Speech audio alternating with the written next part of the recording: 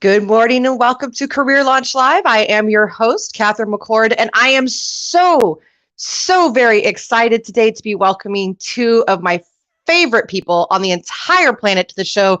So without further ado, here to talk with me and us about employment gaps, let's bring on Alan Ibbotson and the one, the only Tara Furiani. Welcome. Hello. Good morning. Good morning. And Tara, you are not in your usual space today. Where are you? I'm traveling. I'm in our nation's capital today, and for the weekend, taking a moment before we come back for season 3 of Not the HR Lady. So we're here doing some resting and rejuvenating, but my flight landed at like 5 hours ago, so I'm tired. But I'm ready to do this debunking the employment gap myth. Let's do it. And Alan, how are you today? I'm good. How are you? I guess I should show the other side. We're product placing today for Alan. That's what we're doing. If I wasn't traveling, I would have mine as well. I love white hats. That would be quite funny. That would be quite funny. You know, we do have an unannounced guest here today who's with us right now that you didn't know about. Yeah. I love it. How cute. Hello, puppy. Yeah. There you go. So what does the puppy have to say about employment gaps? Are there deep thoughts or feelings on this subject? He's undecided, but he thinks that basically you should explain them quickly and without apology. That's yes. And I'm with him on that. I love it. So employment gaps are something that I get really on my soapbox about these days. I do, because I see so much nonsense about employment gaps. And Tara, in COVID, right? Yes. Like the fact that we're even talking about this is mind-blowing to me. What? It is. And do you know, I recently had a candidate tell me, and you in particular, Tara, will love this show, tell me that somebody asked her, you know, your COVID gap is a long time. Did you also have a baby? No, that didn't happen. Yes, it did. That did not happen. Yes, it did. And what was funny is yes, she had, but like, because what else were we doing during COVID? I just want to point that out. But but seriously, I don't know what to do with that. Like, what do you? Like, there's so many things. Like, you can't do that. You can't say that. You can't ask those things. Legally, you cannot. Stop. Your COVID gap was too long. Fuck you. I'm sorry. Is it too early? Right. Fuck you, because that's the most. No, it's true. No, it's right. And what boggled my mind looking up stats for today is that we're still at almost just shy of 4% unemployment. Mm-hmm. So there's still a lot of people out there unemployed. Yeah, it's nuts. Alan, why is that? Why are people still struggling to get jobs when all of these companies are saying that they can't find talent? What's causing the disparity there? Well, I don't know that I have the singular answer to that. I do know that there's a lot of women who can't go back to work because they don't have childcare, and so there's been a huge brain drain, right? Because women have left the workforce, like millions and millions of women have left the workforce in the last 2 years, particularly, right? I mean, we've been put back, I think, by decades. That I read something that it said it was going to take us till 2171 before we got back to where we were pre-COVID when it comes to women, parity, equity in the workplace. Not that we were there, but just to get back to where we were before, which was still not good enough. So, but that's interesting. That does not tragically surprise me, just because so many people did have to your point, they lost their childcare, so they had to be pulled out. Well, yeah. But I think some of it too is people decided, I don't have to go back. You know what? I found this other way to make it work. Yeah, for sure. And also, companies are taking so long to interview candidates that they're getting other offers. you snooze, you lose, basically, in this market, right? Yes. You snooze, you lose.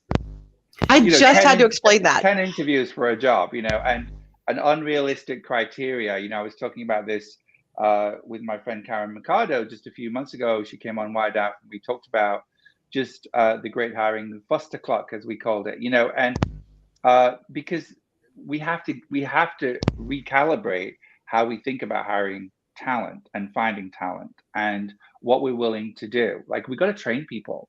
We got to train people now when they come into the organizations, right? Yes. It's not like we just get people to come in and join the organization fully ready to be able to do everything. We've got to invest a bit more. About? That has been the way it has been forever. What? I know. When you promote someone to manager, they're just supposed to know how to be one. Like, obviously. You just have to know how to lead. It's psychic, right? The second you get the title, just poof, the knowledge is in your brain. It downloads into your brain. It's the Matrix. It's like, I'm a manager now. Plug that program in. Do. And now I'm one. So true. It's so true. I don't understand why people don't understand that training is a thing. So I think that's part of the employment gap issue, is that people are applying for jobs for which they really are qualified, but people don't understand that you don't have to hire someone who's done 100% of every single thing that you're requiring in order for them to be the great fit for the position. Well, it's mind-boggling too, right? Like industry specificity. I think there's so many folks who I see write job descriptions, and it talks about having to have specific industry experience for, like, let's say HR roles as an example. Right. But, like, why? Unless you're dealing with complex unions that you don't have experience doing that sort of work in, HR and recruiting and training, the fundamentals of those things are translatable across almost any industry, because you're not the one creating training necessarily as the subject matter expert. You're facilitating the training creation, utilizing subject matter experts in a lot of ways. And with HR, like HR is HR. Like compliance is compliance. And, even marketing, like you could pick almost any discipline that is functional. CFO is another good example. I mean, creating, budgets and financial reporting and, working with investors and dealing with your covenants and dealing with all your lines of credit and all that stuff, that is completely translatable between healthcare, technology, Yes. So why the specificity is absolutely crazy. When I see that, I'm like, but why? Why would you need this for this? Well, and years of experience is one that gets me too. I'm like, who cares? All that matters is that they're good at it. Yeah. Can you do it? Are you awesome? Perfect. Yeah. Great. Great. Or are you willing to learn? Or are you willing to learn it? Are you interested? Yeah, I know. I don't get, and so I think that's part of what creates these employment gaps, right? Because these people who have imagination and can see themselves doing something that wasn't exactly what they just did in their last job are applying to these jobs for which they're a perfect fit, and these companies are too dingy to get it. Yeah. they just don't get it. And it's so simple. Fitting, right? Or they go back to the whole, you don't check the box. Like recently, I told you both about this with my own job interviewing, which I'm not doing anymore, by the way. I'm over it. I'm done with that. But when you go into a place and there's, like, to Alan's point, a 20-week hiring process, for anything, or they literally look at you and say, and this happened to me, we're only hiring a woman for this role. Like, what? Like, hold on. And then they're like, we need to fix our diversity, equity, and inclusion in our hiring practices. And I'm like, well, tell me more about that. And then they're like, just turn around and look at everybody. And I'm like, what type of day am I having? Like, what is happening out there? And it's sad because, like, the things that were happening out there now, 2 years later, you'd think we'd have moved the needle. And I think we have, but, like, there's still just so much that's so broken. And so I'm glad we're talking about this, because employment gap is certainly a big one that I've also heard come up a bunch. And it is. And it's something that it's like, in this day, why can't we get past some of the norms that we've held on to for so long, and we don't even know why? Like years and gaps, and you have to be in the same industry your whole life. Why can't Ugh. we just let go and come up with different norms that don't require all the bullshit? Because that's what Right. it is, right? That's what I get down to too, is I'm just going, who cares about this nonsense? Who cares if somebody took years off to be with their child? Who cares if somebody decided to go randomly learn something instead of working for a couple of years? I've actually had candidates that took time off to get their master's degree and have been punished for it because they have an employment gap. How dare you want to learn? Boo to you. There are people who've had to take time off in the last couple of years for their mental health, because Yes. or they've been sick with COVID or Tara, right? And you were very brave in talking about that, but most people, are not going to be as brave, as you, or are going to be more afraid about how, that comes across because people are judgy, unfortunately. Yes. And my advice to anyone with a gap is to be brief about it, to give a simple explanation and move on, because you don't have to explain too much about an employment gap. In a gap on your resume, in my view, it's your business. Agree. And as Right. long as, you were not out robbing banks, which they'll find on your background check anyway, like, unless you didn't get caught, Alan. Unless you were smart and didn't get caught. So that's, that's if they pass that's how if they pass, fail the stupid test. Did you get caught robbing banks or did you not get caught robbing banks? So that's right. Yeah. Ooh, yeah. That's a good point. So what's funny is you hit the nail on the head, Alan, with it's not your business. So this is the newest thing that I've been training into companies is employment gaps are not your business because they weren't working. And the only things that you need to be caring about are professional. The personal stuff, you don't ask them about their personal life, at least you shouldn't be.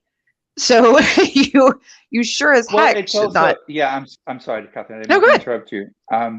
It's also like a little bit of a sort of a gotcha thing in the interview process to sort of, well, what was that about? Why were you, not working for a couple of years? None of your business.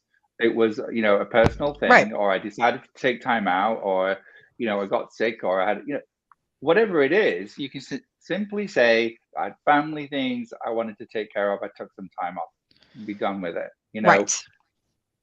End of. Like, right. That's the end of it. Can you do the job? Can you do the job now as it is? Are you capable of doing this job? Do you want to do the job? That's it. It's about the job. It's not about the gap. Employment gaps are nobody's business. And I specifically train companies not to ask about the gap itself, because that can be a very personal reason. I've known people that took off time to be with their dying family members. I knew one woman, this one really killed me, and she had to take almost a year off to go back and forth to therapy appointments and court cases for her daughter who had been raped. You don't want to talk about that in an interview. That's sort of really change the energy and be traumatic. So don't ask about the gap. If you're on the employer side, ask what they did to keep their skills sharp during that time. There you go. From this time to this time, what did you do to keep your skills sharp? What did you do, professionally or, to further your profession? Did you volunteer? Ask about it that way. Ask about it from a more professional angle, because you don't want to bring up something emotional in an interview for someone that's not productive. And to Alan's point, it is not your business. It's none yet. Like, I don't even know, should you even bring it up? Like, I have like a really strong feeling about if you see a gap and it's not explained in a resume or on your LinkedIn anywhere, like, hey, I took these, like I have one, right? From 16 to 18, I took time off because my daughter's dislocated my hips.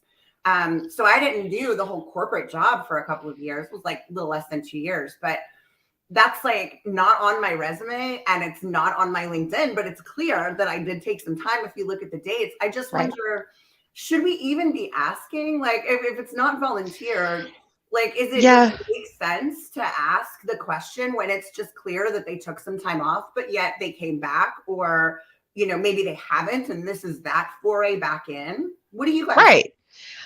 Alan, I'm gonna let you take that one first. Well, look, I think I'm going to put Max down because Max is getting on my nerves now. I'm just going to say, like, Max needs to just go and chill out over there is what Max needs to do. Sorry, what was the question again? I was just saying, like, I don't, as an employer, as a recruiter, as somebody who does hiring, for all of us who do those things, do you even bring it up? Do you even bring up the gap when you're asking about what's going on? I mean, tell me about you. Tell me your story. If they want to share what it was, cool. But I don't know that I'm going to probe into that, because what would I mean, presumably you got a resume in front of you. You can both read. Exactly. So yes. We're assuming that everybody can read. Assuming everybody can read what's in front of them. Okay, so tell me your story and what brought you here, and see what they say. And if they double down on the gap, okay, you get an explanation. If not, leave it TF alone. Absolutely. Right. And I just want to say that's what I personally do. I just don't care. I just don't care about the gap. It's irrelevant. Market, I just couldn't possibly care less. Yeah. In this market. Yeah. And also, if you're desperate to get talent and then you reject someone for an employment gap, just shut up and never whine ever again about anything, because you have lost your rights. Nobody should be. Look, there are legitimate reasons why a gap might be a problem if somebody's, done time and for a violent crime, or there's. But again, you'll see that on background check. You're going to get that in a background check. Yeah. Yeah. Now I did. Can we stop and talk about that for a second? Also, yes. I'm sorry. No, go ahead. Like, that's such a funny notion to me. And I have lots of strong opinions, as you guys all know, but about the justice system, the criminal justice and reform system in our country, it's abhorrent. We could go into that. But Alan, you said something like if they've done time, and like, it's so interesting to me that as a country, as a society, after someone has literally done the time for the crime that they committed, they still are in a position of having to continue to pay for that crime because you can't get a job. Because it's true. And it's any felony, right? Like, a lot of companies are that way. If you have a felony, sometimes even if you have a misdemeanor DUI, even if it's a non-driving position, I've seen people turn down, maybe not lately, but 10 years ago. Oh my God. Like, I know. It's so crazy to see that. Isn't that so funny? It's like the whole innocent until proven guilty, but yet you're completely held as guilty even before your trial. And then same thing with jobs, you pay your literal debt to society based on what the court tells you. And then you come out and you have an employment gap. Sure. I mean, do you? Because you probably worked in the prison, but you probably don't want to put that down. I wouldn't. Although I do know somebody who did. I do. I actually know somebody who put down what they did while they were in prison as a job, and it was hysterical. But I'm a second chance hirer. I've hired a couple different felons, somebody with a misdemeanor, and I talked to them about it. We had very honest conversations, and I even had one who hid it from me at first, but I actually secretly DL knew about it, but I just didn't make a thing. And then later he told me, it's like, okay, so just don't ever hide anything from me again. Like, it's okay. Like, no sweat. Great employees, great, wonderful team members. No problem. You just have to make a personal judgment at the time. Talk to the person, see where they're at. Now, I will say in the financial, sometimes legally, you cannot hire people with certain types of, and that's okay. And medical, same kind of thing. Depending on what it is, you may or may not be able to. But working with kids, things like that, violence. Right. And or if you, my point was really just that. Like, I think if somebody's, got a marijuana offense, it's like, come on. Yeah. Isn't everybody doing that now? Like, just come on. They just really be human. People, and people make mistakes, and people do things that they wouldn't normally do, or just whatever happens. Or you lived in Miami, where I think everybody at some point gets involved in crime. I lived down there for a couple of years, and almost everybody I knew had some illegal side hustle. So if they lived in Miami, don't judge them. I was talking about cover businesses recently, because I keep driving by like these businesses that I don't know how they stay in business, because they're in high rent areas and like no one's ever there. And I'm like, that has to be a cover business. And I've never lived in Miami, and I wondered out loud to Justin, like, why has nobody ever approached me to do illicit? Like, I could carry that money. Like, I would not even be sus, but I guess it's because I've never lived in Miami. That's what it is. Just go to Miami and find the framing store that is open 24/7. Okay. But never has a single customer. Talking about. Like, that's exactly what I mean. 24/7 framing store. For all your prints. Yes. on the subject of gaps, though, I think what I'm hearing most often, Catherine, I think you were probably on this train even before COVID. But I think more recruiters now are being just kind of open to the idea that people are going to have gaps in their resume. More people have had gaps because of COVID. They were furloughed or they were laid off. It's much more common now for people to have gaps. There are more people with more gaps, and so in that market, you have to adjust the way that you think. And I think that largely has happened, which is great. But I don't know that necessarily that employers have caught up with that thinking themselves. And so and that's what I'm saying. It's the hiring managers. The employers. It is not the recruiters anymore, guys. And that I was going to go to that point. So thank you, Alan. It is the hiring managers and the executives and things like that. So I would recommend when you're talking to your team and they're being strange about employment gaps, just remind them how common it is. By the way, during COVID, almost everyone had some kind of gap. And even before that, there was. So just remind them how common it is, kind of bring them back to the facts of what a candidate can do, and remind them how freaking tough this candidate market is. Because let me tell you, as someone who does talent acquisition in this ridiculous climate, it's not easy. And so people need to get really realistic really quick. And also the more human aspect, right? To the point that you made earlier, Alan, people sometimes just take time off because they need the mental health break. And by the way, over half of the population at any given time is having some sort of mental health issue, whether it's temporary or permanent. And that comes from Psychology Today, by the way. That's where I got that fact. And it's a normal thing. We need to destigmatize this and stop acting like it's this huge hidden thing. Mental health is something that we all deal with on a regular basis. And Tara, I mean, you've talked about it a lot. You put your journey out there, which I love, because then it makes other people feel comfortable, including myself. I was like, I saw you do it and I went, okay, you know what? Screw it. I'm just going to talk about my manic cycle and my bipolar disorder. Let's see how that goes. And it went great. Good, right? It feels good. And then other people are like, oh my God, me too. Thank you for saying this. And it's like, that's why I say it, because I don't want people to feel like they're the only ones going through it, because my God, it is so hard to go through it anyway.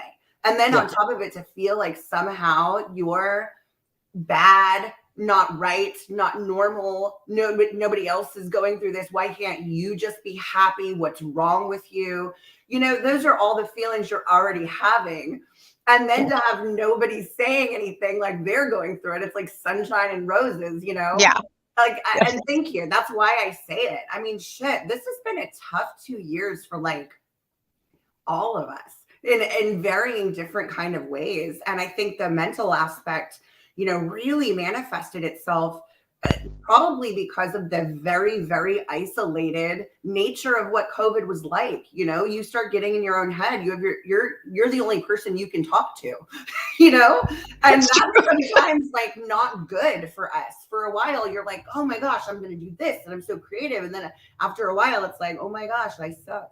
And that's like a vicious cycle and spiral that we can all get into. And I'm glad you talk about mental health. I know Alan does too. It's so important to normalize stuff that's just normal, like breaking away from the corporate world of work for however long and for whatever reason. That is a completely normal and is not indicative of your skill and your ability and what you bring to the table. A gap means that you took time off for yourself for some reason. And like that should be celebrated. It's hard to do that and then try to thrive. So let's help people thrive. Not being complete jerks about the fact that somebody took a little bit of time off, whether it was to have a baby or a breakdown. None of your business, like Alan said. None yet. The reason is on your own.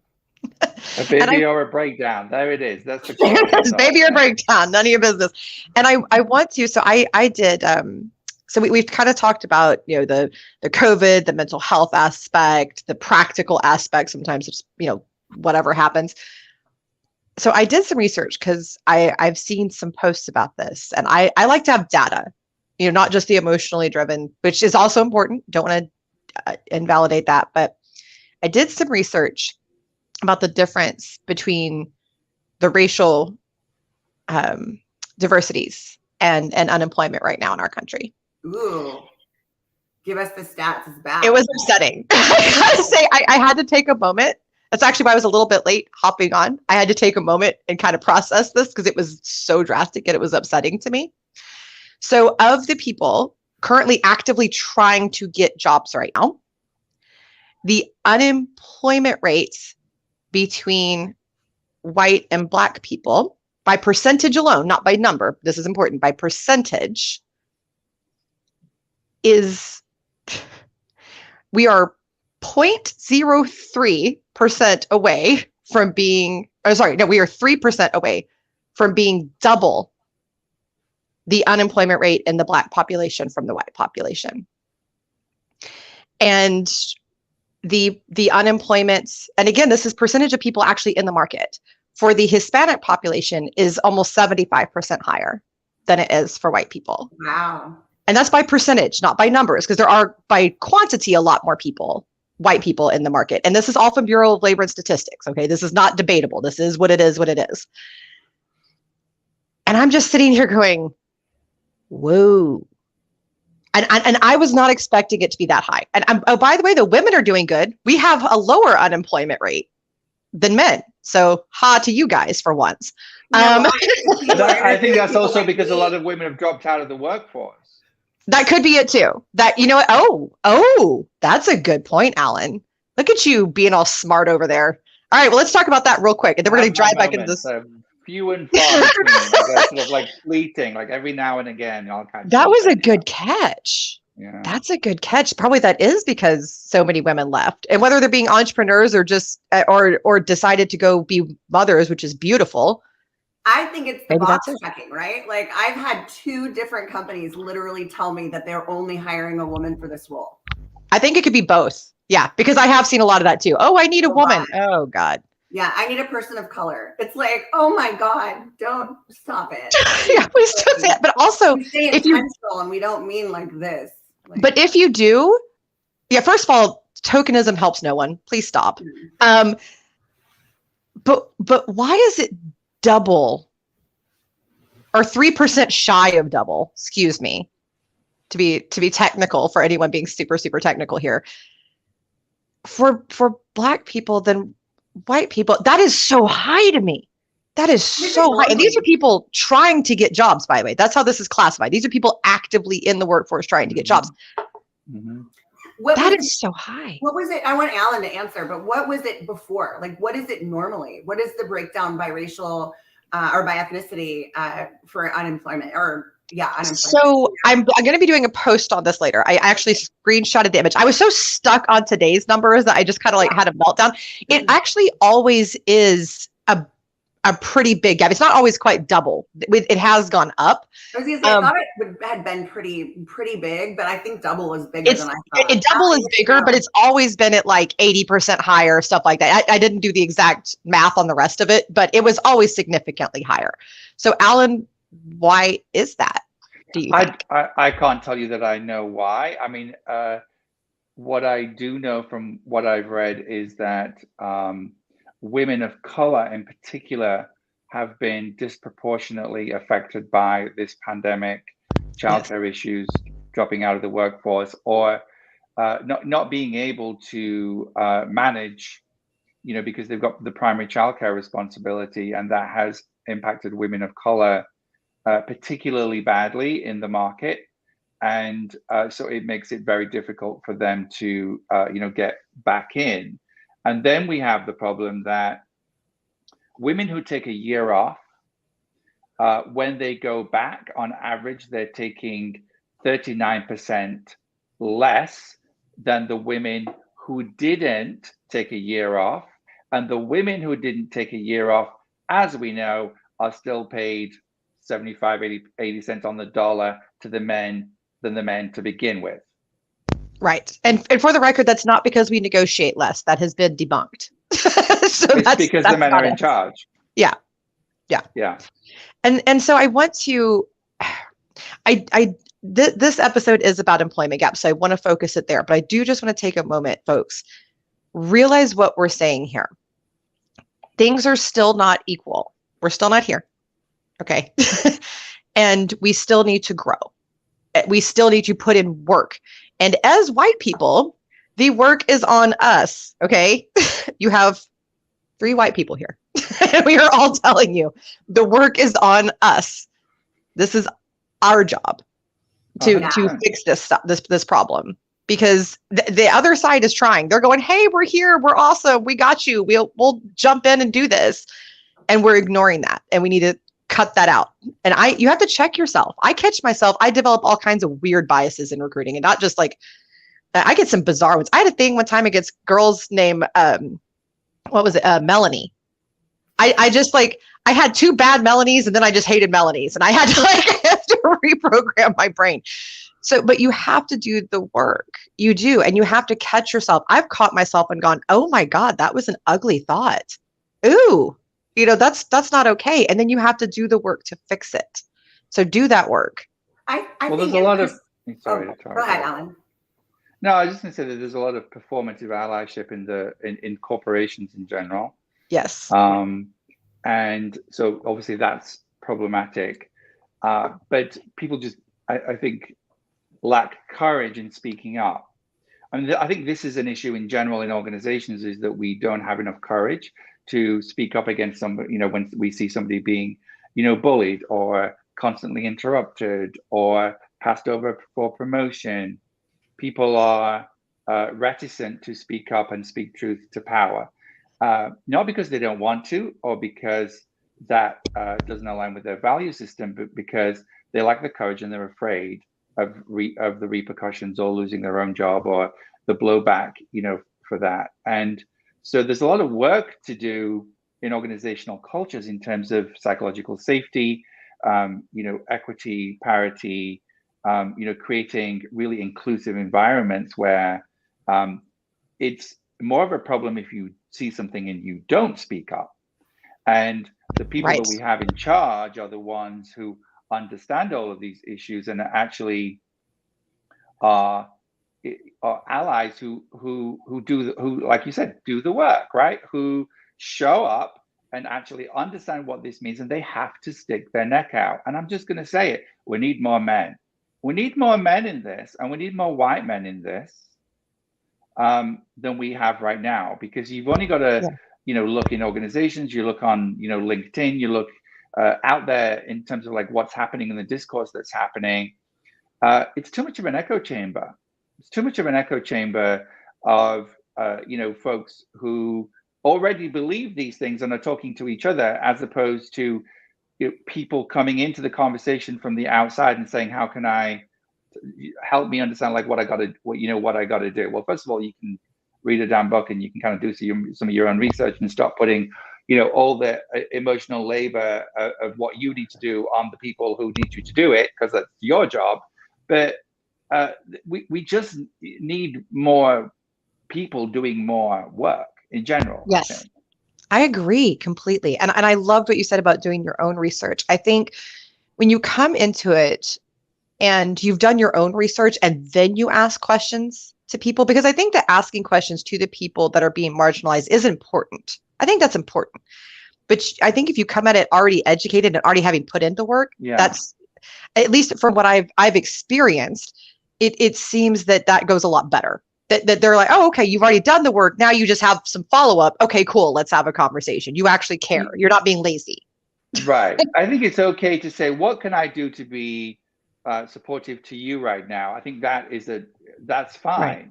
But to, ask your Black employees or to join your ERG, your resource group, and give them more things to do on top of what they're already, trying to do in an environment where you're understaffed, under-resourced, etc. It's like, are you kidding? Yeah, it's like, really? Thank you so much. They're checking that box. They're like, oh, we need to have it. Guess who we should tap? Our one Black employee or our one gay employee, or the gay guy. Yeah. Right. Like, let's tap the gay guy. Right. Like, let's tap the Black woman knows about this DEI stuff. She should run it. Clearly. Come on, stop it. Your racist is showing. Like you're exposing yourself to us. Stop it. Oh God, yes. Oh my God, yes. It's so funny to me. I've seen, I mean, you have too, Tara, you did a whole show on this, about not putting it all in your one Black employee, but it's companies are doing that. And it's insane to me. Or the one gay employee. Oh my goodness, Alan. You mentioned that, and or no, Tara did, sorry. And it was so funny. I just talked to somebody who's a gay man, and his employer came to him and goes, "Hey, we need to get better at this DE&I stuff. Can you lead the charge?" And he goes, "Oh, that's not really my area of expertise." They go, "But you're gay." Yeah. No, I had the exact same experience, Catherine. Like the exact same experience. I was same company that did the woman thing. In the interview, I asked them about what they're doing from a DE&I perspective, and the recruiter is like openly gay, and they of course they literally said it like this. Yeah, we absolutely have DE&I initiatives, and as you know, so and so obviously is the one leading it up. And like there was nothing obviously wrong with what they said. Like nothing obviously so and so is who is leading it up. And the good news is they're on your team if you take the job. So like win. And I'm just like, oh no.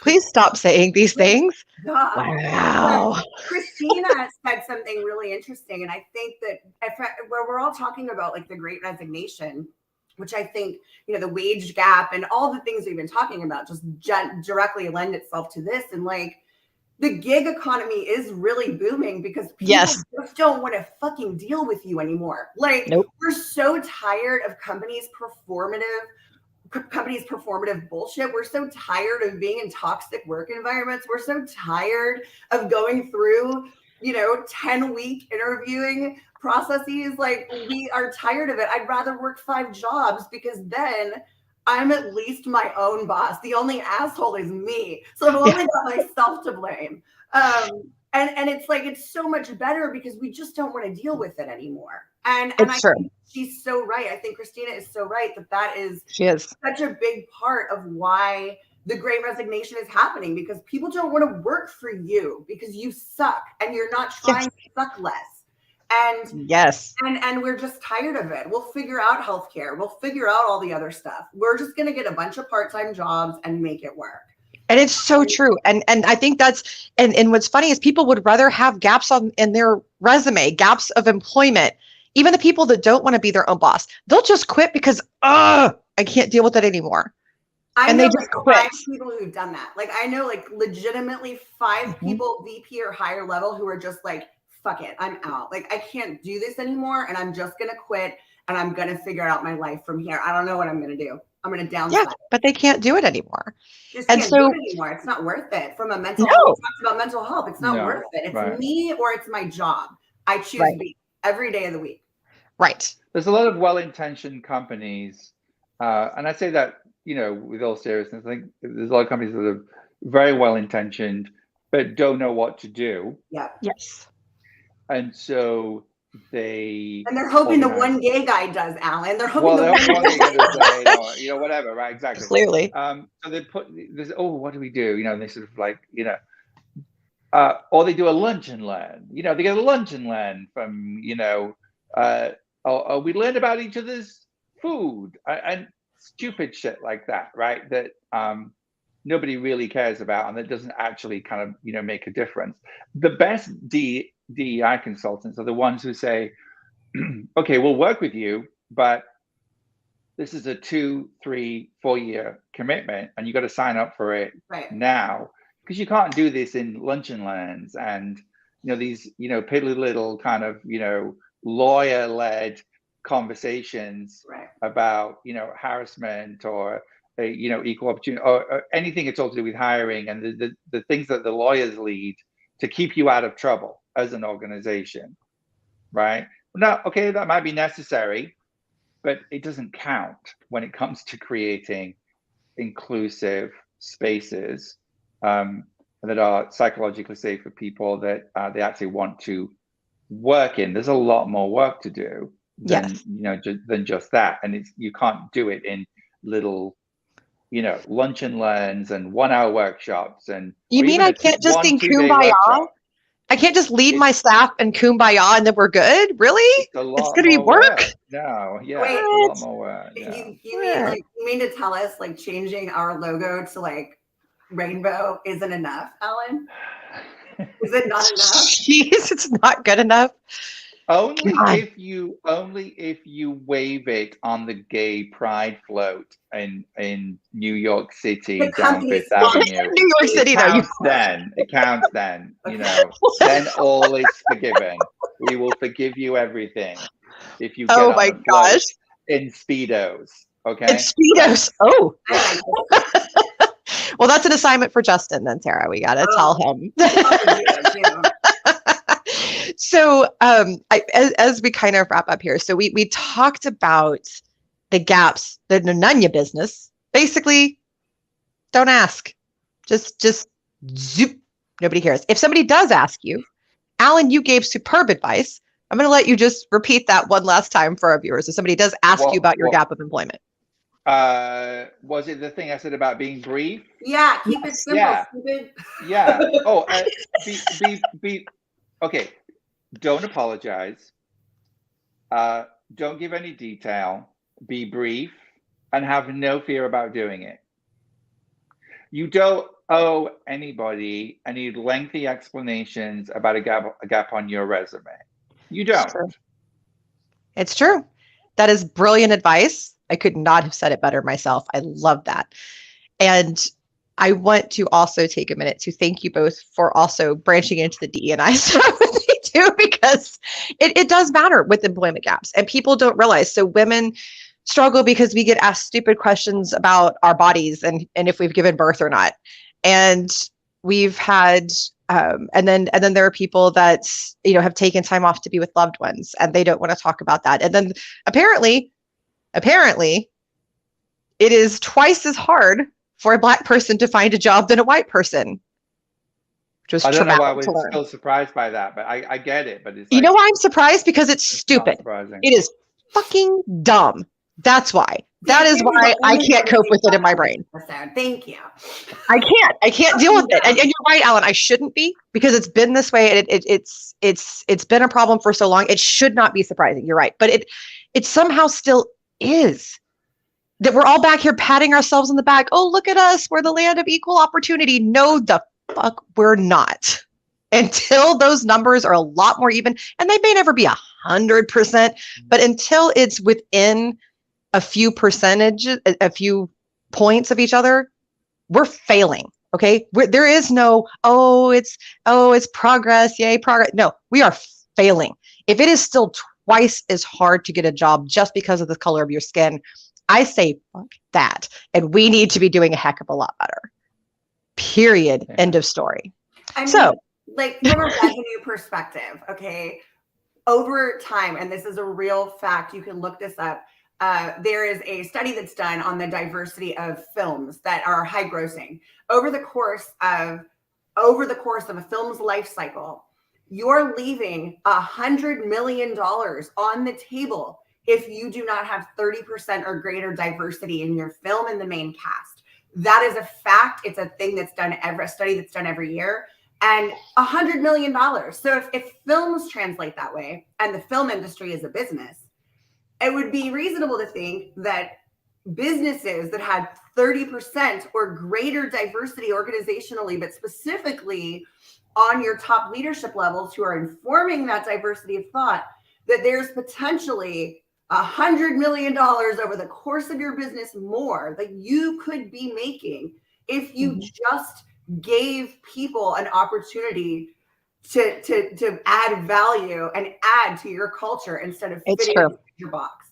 And so, even Boston Consulting Group has done a study about this, that diverse teams with all different types of diversity, neurodiversity, gender diversity, LGBTQIA diversity, all of it, age diversity, that you get an average of 19% or higher revenue per year just because of the diversity in your team. Exactly. That's what I'm saying. Like, it's factual. If you can't do it because it's good to do it because financially it will benefit your organization long term. Care about people for the money, then fine. Just care about people. Yeah, for whatever reason. It changes everything. When you do, it changes everything.